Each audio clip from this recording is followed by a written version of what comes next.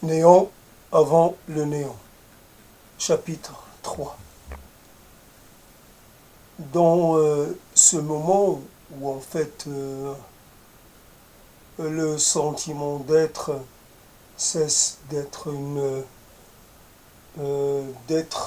confiné à l'intérieur des murs de son propre corps, et que quelque part il y a une expression, une expectoration de ce silence. Quelque part, le silence change de dimension. Quand je parle,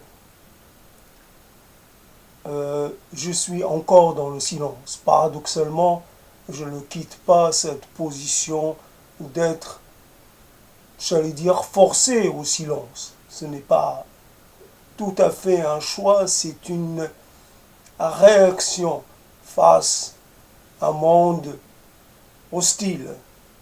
Donc, le néant.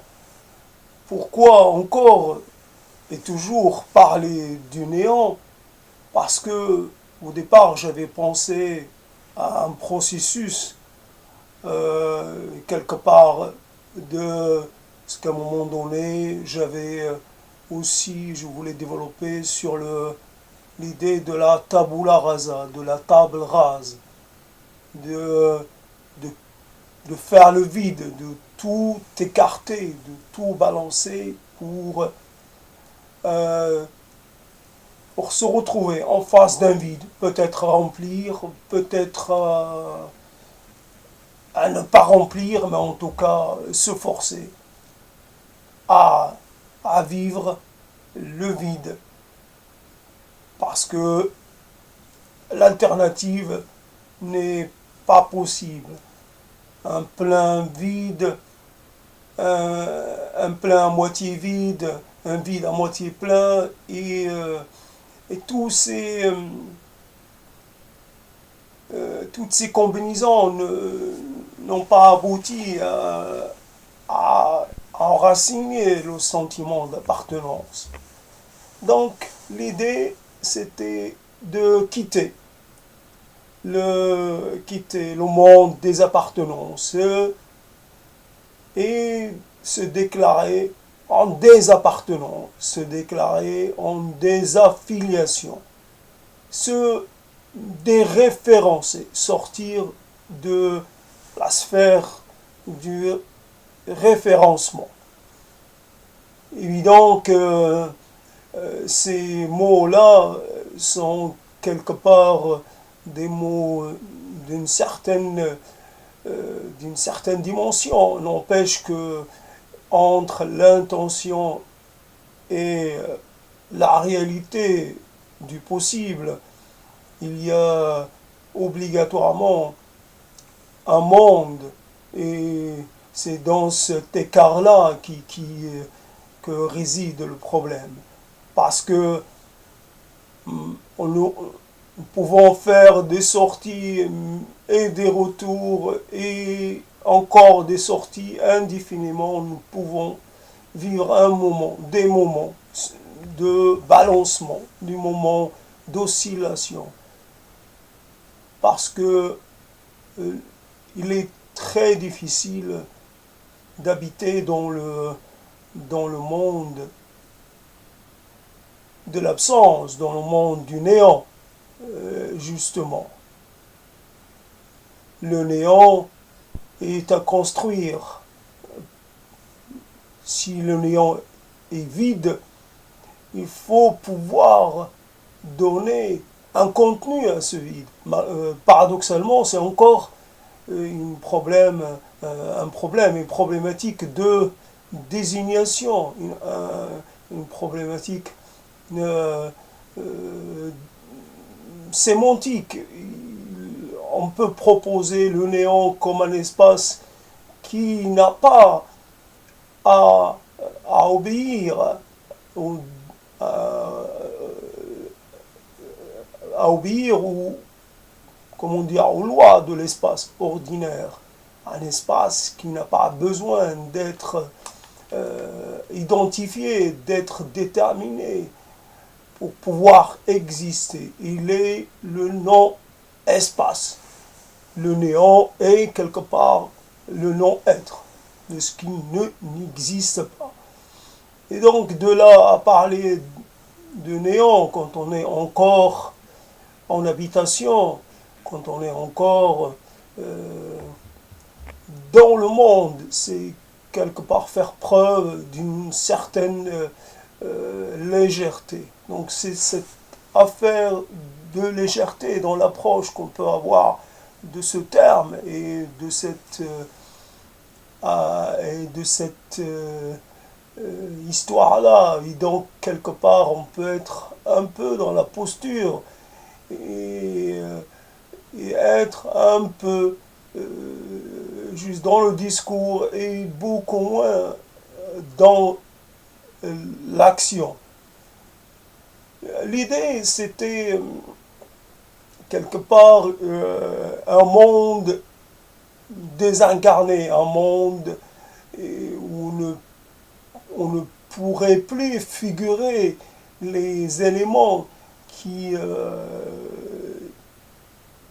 pourraient plus figurer des éléments qui créent des dissensions, qui créent de la dissonance à partir du moment où on sort, on cesse d'exister dans le monde de la dissonance du monde.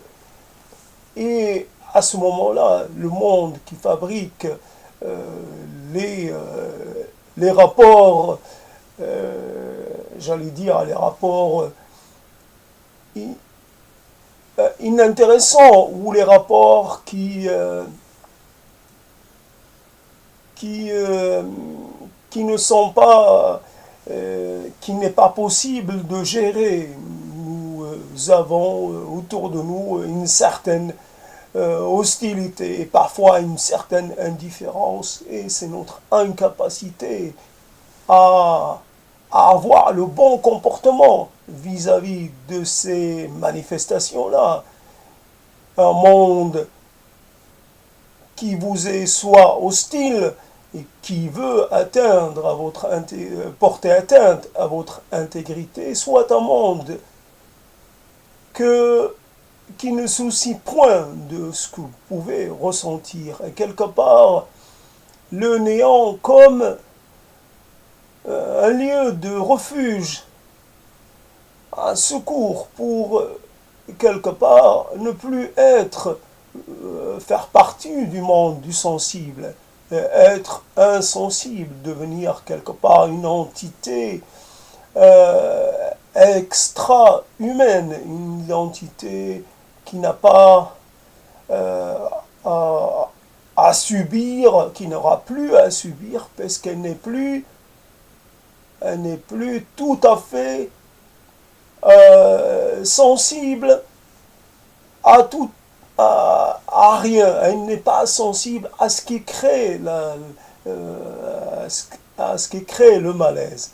Et donc une hypothèse. Alors quelque part dans le néant, il faut aussi, si on nie l'appartenance aux autres, au monde, il faut aussi aller plus loin et nier l'appartenance à soi. Il y a obligatoirement un travail de négation de soi, quelque part de rejet de soi, ce soi qui n'a pas la capacité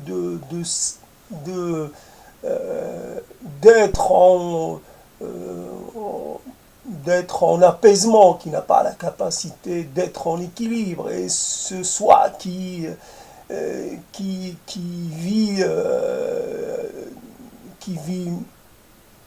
douloureusement, qui ne sait pas comment s'installer dans une position et exister et se défendre et communiquer et et participer, partager ce soi qui ne sait pas faire tout cela. Donc, il est facile, évidemment, c'est facile de dire quelque chose qui ne me convient pas, je cesse de le considérer comme existant. Nier le problème pour ne plus se sentir concerné par le problème. Tout est légitime dans cette histoire. Il n'y a pas quelque chose qui dit que là est la légitimité et tout ce qui est en dehors ne l'est pas, ne le serait pas. Tout est légitime. La démarche et toutes les démarches sont en quelque sorte des types de réponses à des situations données, à un milieu particulier, à un ensemble de facteurs. Certaines réponses sont beaucoup plus porteuses de solutions que d'autres. Et donc la réponse néant est aussi comment dire, une possibilité, une alternative, c'est un peu fort comme mot, mais une autre façon de procéder, une autre façon de réagir. Et voilà, donc je ne sais pas si j'ai grand chose à dire par rapport à cette histoire. Je ne vais pas illustrer l'histoire de la désaffiliation, et parce que encore donner des exemples, c'est encore affirmer une certaine permanence de ce qui crée l'affiliation. Il y a eu un échec patent dans la récupération d'un lien, la récupération d'un espace mémoriel et symbolique. Et l'échec est là, il faut le constater.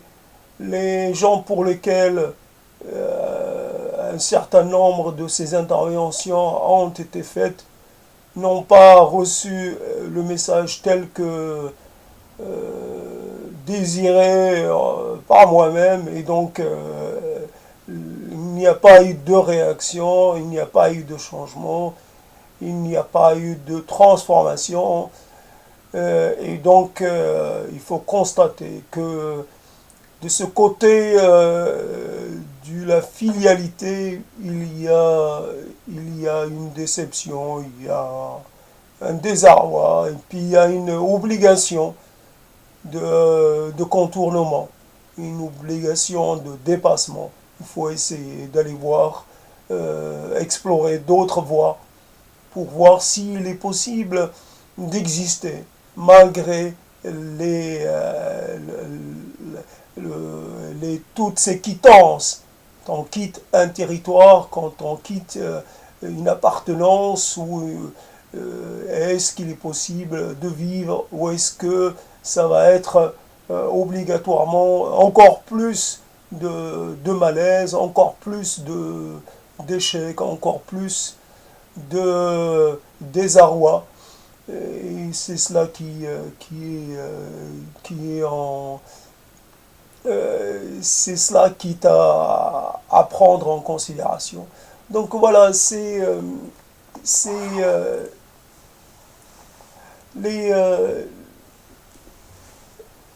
j'ai parlé d'un oiseau hier, et donc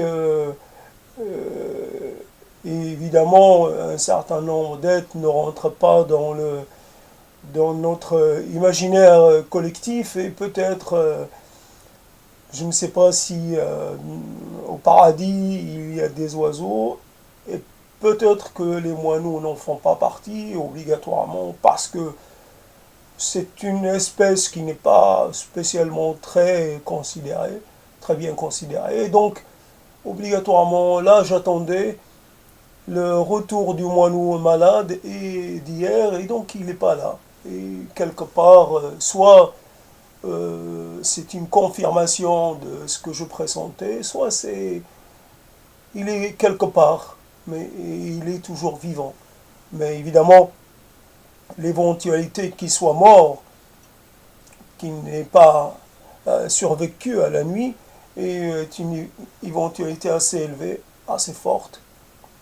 Et donc, pendant que moi je discours, évidemment, il y a la vie qui continue, il y a des gens qui se posent des questions, des fois beaucoup plus terre à terre, beaucoup dans des formes assez simples, assez directes, et des gens qui parlent à des gens dans une interaction dynamique, ce dont je suis incapable. Et donc ces gens-là échangent, et certains se retrouvent gagnants dans un certain type d'échange, d'autres perdent, mais c'est quelque part le lot de chacun. Il y a des perdants, il y a des gagnants, il y a des perdants permanents, il y en a qui perdent tout le temps, il y en a qui perdent à certaines occasions, puis qui retrouvent quelque part, qui retrouvent un peu de considération dans d'autres circonstances, et quelque part dans un mouvement qui, euh, qui permet une certaine alternance, qui permet de toujours espérer. L'attente n'est pas toujours une attente vaine. Il, il y a des événements, il y a imprévus qui peuvent se révéler porteurs d'un certain bien-être. Et donc, il n'est pas nécessaire de parler de la mort d'un oiseau, puisque nécessaire, c'est un fait qu'il faut constater, même si visuellement je n'ai pas vu l'oiseau mort, mais il y a quelque part un travail mental, il y a quelque part un processus qui permet d'être sûr de ce fait, et que la vision, le souvenir d'un cadavre d'oiseau peut suffire à me donner une représentation de ces autres cadavres que je ne peux pas voir parce que tombés n'importe où, parce que les cadavres d'oiseaux ne sont pas repérables, parce que les oiseaux n'ont pas de cimetière, et qu'ils ils, comment dire, ils ont leur tombeau, ils ont là où ils tombent, quelque part, là où ils sont, c'est tout à fait une tombe, là où on tombe, un tombeau, là où on tombe. Et clairement, il n'y a pas besoin de transférer la dépouille ailleurs. Elle est là, là où elle est tombée, elle est chez elle, elle est dans son élément. Et elle va se dissoudre dans cet élément-là et en faire partie pour un certain temps. Et donc, la tristesse elle-même, s'il y a tristesse quelque part, elle est une énième expérience de la tristesse. Et donc, bien avant l'arrivée de mon grand néant à moi, de ce rendez-vous ce rendez-vous avec la fatalité, il y a, il y a des choses qui s'arrêtent, il y a des processus vitaux qui s'arrêtent, et d'autres êtres finissent un certain type de voyage, peut-être ils en entament un autre, qui sait. Et donc le néant, peut-être qu'il faudrait l'expliquer ou l'illustrer aussi par le silence, par une certaine, comment dire, une certaine qualité du silence. Il y a à un moment donné l'idée d'un épuisement, quelque part ce concept de l'épuisement. Peut-être aussi convoqué, peut-être utilisé pour apporter une approche un peu différente. Il y a une certaine démobilisation, une certaine démotivation. Il y a une perte d'appétence pour tout ce qui est processus de vitalité, processus d'existence. Il y a une désirance pour un laisser-aller contre lequel on se révolterait plus. Quelque part, il y a un refus de se révolter, un refus de résister et laisser aller un glissement progressif et continu vers cet horizon qui est le néant absolu. Et en tout cas pour mon être tel qu'il est présentement. Et donc je fais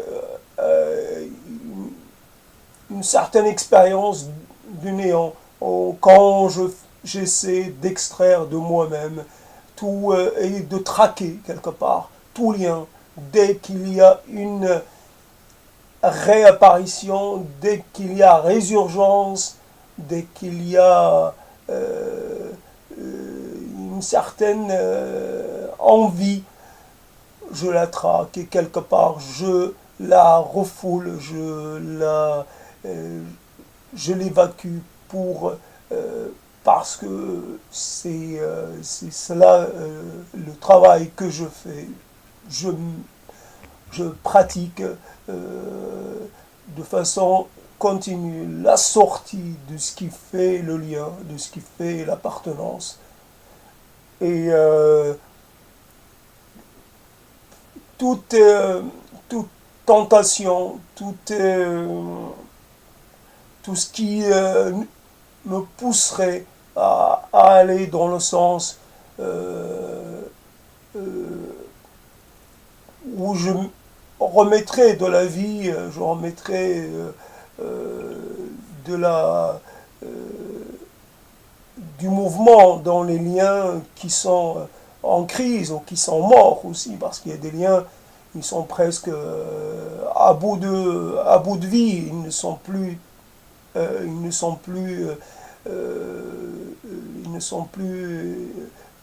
revivifiables, ils sont mourants.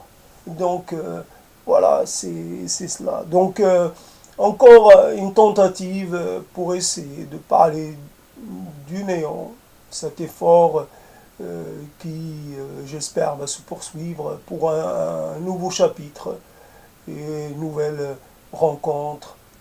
Évidemment, ceux qui m'écoutent et ceux qui m'auront écouté jusqu'à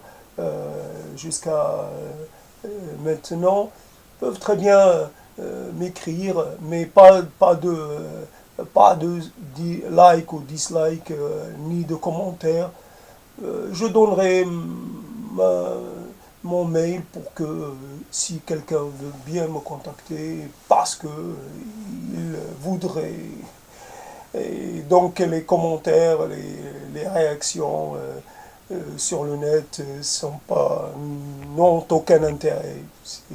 Vous pouvez très bien vous en dispenser et je vous en suis reconnaissant de ne pas vous manifester avec les éléments du net, mais peut-être de vous aussi à votre niveau, à votre place, prendre aussi une caméra et vous enregistrer pour soit me répondre, soit pour entamer votre propre exploration de ce qui vous intéresse, de ce qui vous motive et ou de ce qui vous empêche de vivre ou d'avancer, comme on dit.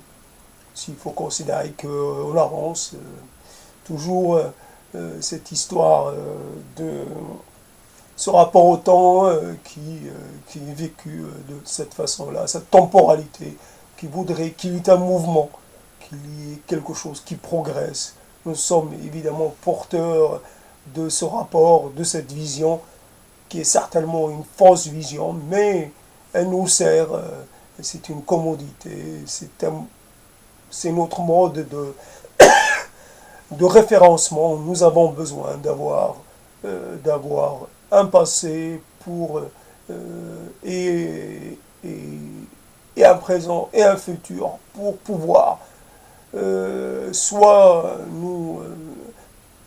ça nous sert pour des usages différents et c'est en cela que c'est important. Nous n'avons pas le même usage du passé que celui que nous faisons avec le présent. Et le passé est aussi un peu euh,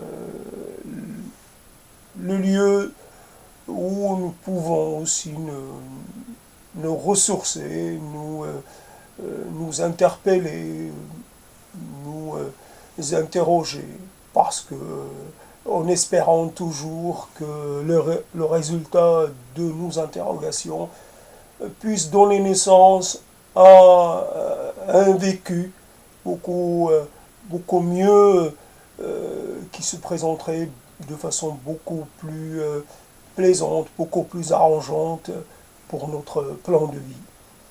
Voilà.